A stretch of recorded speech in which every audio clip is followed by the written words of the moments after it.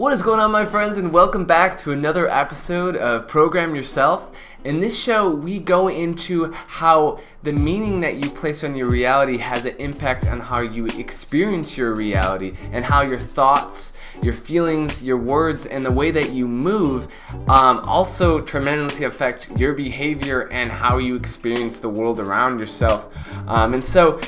Today we're specifically going to be focusing on covert mental frame setting, and what I mean specifically by that is I want to talk about questions and how questions actually have a huge impact on how you direct your thoughts, and how those thoughts can ultimately turn into beliefs which can be embedded, or beliefs in which you can embody, which can change or have an impact on your behavior. And so ultimately, a question can actually be something that leads you to actually doing something that's either positive or negative, and that response really depends on the implication of the question.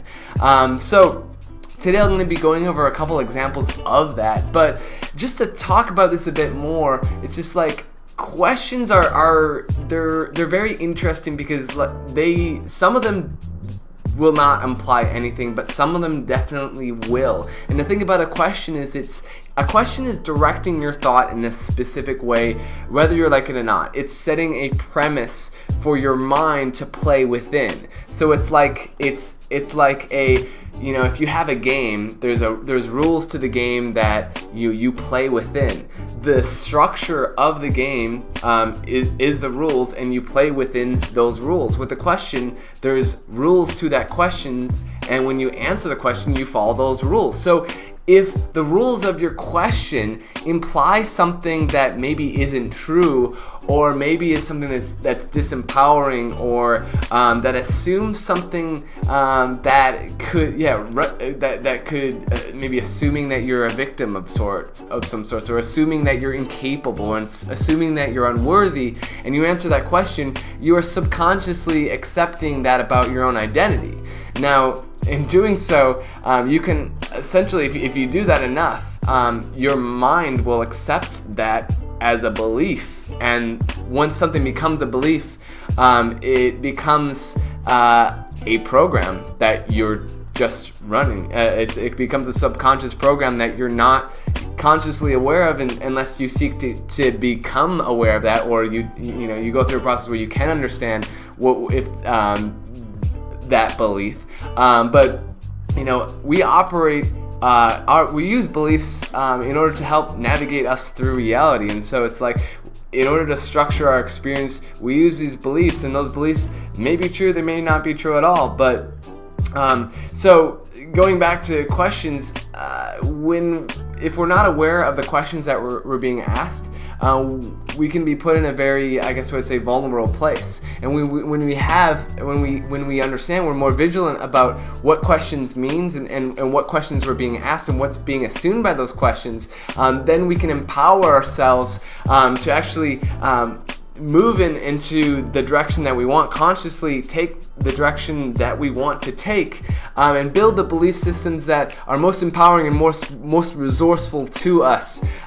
So let's I'm like talking so much. Let's move into a place that is, let me give you guys some examples, so that you guys can really understand what I'm saying here. So let's first off start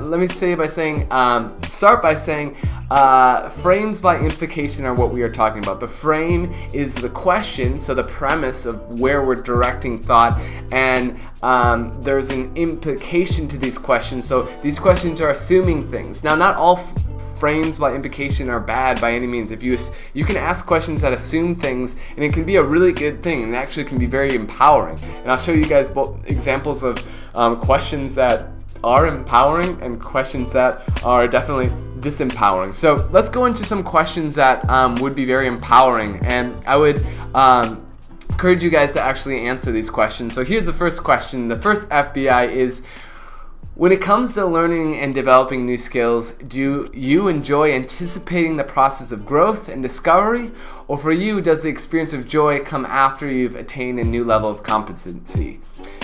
For me, I would say that I've experienced the most joy when learning and developing the skills. I think that I definitely, I definitely experience those emotions more while it's happening, and then after I actually have attained that, I don't really think about it as much, or like I have to really like consciously tune into that. But when I'm like really learning and like, you know, gaining the skills, I'm really excited and really joyful about it. So what is that for you? Have you answered that for yourself? Yeah, take a moment to do that, because this is a very empowering question. And the reason why it's empowering is because, as you can see, what is, like, I guess my question for you is, what does this question assume right off the bat? What does it imply? It implies that you experience joy when you're learning. You know, like it's so, do you enjoy anticipating the process? Or do you experience joy after you've experienced it? So basically, it's like no matter what, you're experiencing joy, and we've just assumed that for you. And so your mind is immediately going to saying, "Oh yeah, I experienced joy during this," and let me think about So your mind essentially skips over this assumption that joy is the case, and it goes directly to when you're learning. You immediately go to memories of when you did learn something, or after you learned something, how you felt. So that's just one example of a frame by implication. Let's show you guys another one. This is a little bit of a simpler question. When are you most empowered? When you overcome a major obstacle, or when you complete a major goal? I think for me, it's when I overcome a major obstacle. And there again, you know, what did I just imply right there? I implied that you're empowered. You know, I implied that you know, when, like, and I'm also implying that you've overcome obstacles and that you've overcome goals. So that's kind of like a sub implication, but ultimately I've implied that, yeah, you're empowered. And so that can make a big difference. And as you can see, it's like if you really accept these questions and you accept them as true, and you take that on as an identity and as a belief, that can be a very positive thing, and lead you into very positive spaces. So that's an example of positive ones. Now I'm going to bring up some questions that are not positive at all. Negative. Do not answer these questions, because they will lead you into negative spaces. But it's interesting to see what these questions look like, so that you can, you know, identify them and be vigilant about them in the future. And here's one in particular. So when do you struggle with performance anxiety the most? When you're under time pressures, or when you want to impress someone? So this is actually a question that I feel like I've seen on, like, you know, as an interview question of some sort. You know, I feel like I've seen this on like an online interview, or like even like, I don't know, I feel like it's something that I've seen in like school, you know, when I was growing up in school, or they like kind of implied this kind of negative aspect of things. But so when do you struggle with performance anxiety? So right there, they're saying not only are they implying that you struggle, but they're also implying that you experience performance anxiety. So by accepting this, you're accepting the idea that you have performance anxiety and that you struggle. So I hope you're starting to understand how powerful this can be, and how it absolutely can be something that is very limiting to you, and how it's important to not answer these questions at all. Because, you know, if I were to ask this and I was aware of the implication of it, I would reframe it I'd be like, oh, do you mean, and it's like, do you mean that something this or this, and change the implication of that? I think I would reframe that, not answer this question, and ask a new question. Here's another one. Don't answer this one either. When do you feel worse? When you're making a mistake in front of your boss, or when your boss finds out about a mistake later? Again, it implies that you feel worse, and then on a sub implication, it implies that you make mistakes. So another very disempowering question that doesn't lead to anything good at all. Your mind is immediately going to a place that is where the premise is negative, where the premise is disempowering, and so it's extremely important to be aware that this is not the place you want to go. So those are some examples. I also wanted to provide for you guys some examples of questions you should be asking yourself every day. If you would like to, I guess I would say, move your mind, move your thought energy into a place that's very positive, empowering, and resourceful, and useful. These are a couple questions. These 2 questions I'm going to show you guys are questions that I always ask myself every day.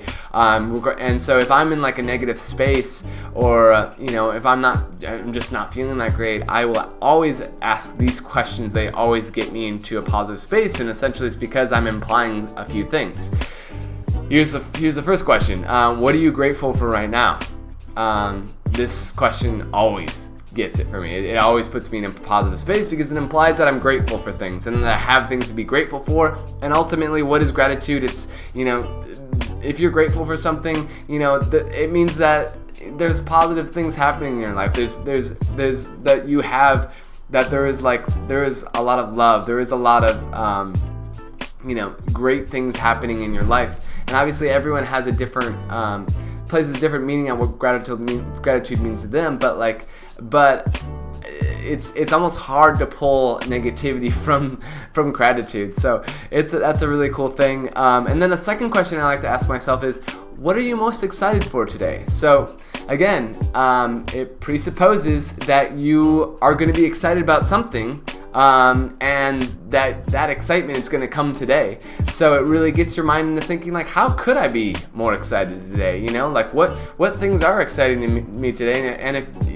And you might not even put your mind there. And then once you start putting your mind there, it's cool because you start thinking of things that maybe you didn't think that you could do today, or you get a bit more creative with your mind, and it leads you to can lead you to new experiences, because instead of like if I were to say what are you most what are you least excited to do today? It's like you're only looking for crappy things. You're only thinking of crappy things, and on top of that, crappy things that you are going to do. Why would you ever want to put yourself there? If you're putting your mind to a place where it's like, oh, excitement, and you're looking for the excitement, then there's a much more likely chance that you're actually going to experience excitement in your life.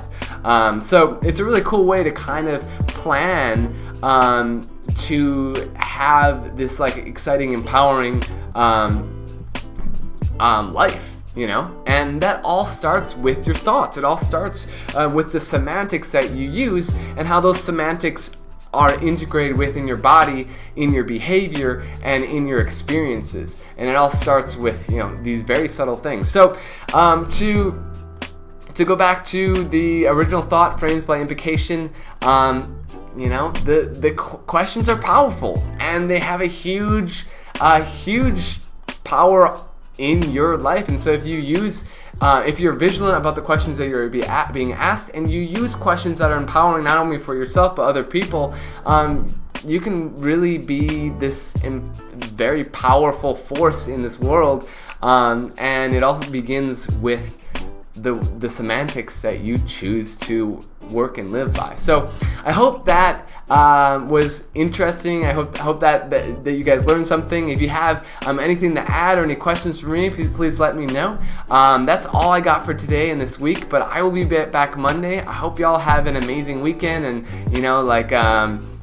what amazing things are you gonna do this weekend? Anyways, thank you guys for watching. I'll talk to y'all on Monday. Peace and love.